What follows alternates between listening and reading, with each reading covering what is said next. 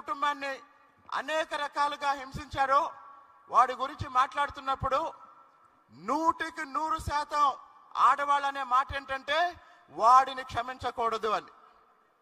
కానీ అక్కడక్కడ కొంతమంది మగాళ్ళు అంటారు, పోనీలే వాడు కూడా మనోడే కదా, మన దగ్గర నుంచే వెళ్ళాడే కదా అని.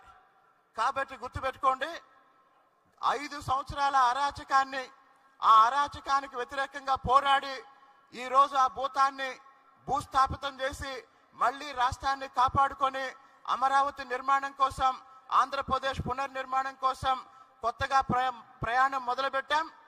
ఈ ప్రస్తుతం రాష్ట్రంలో ఉన్న ఈ రాజకీయ వాతావరణాన్ని కొనసాగించాలి.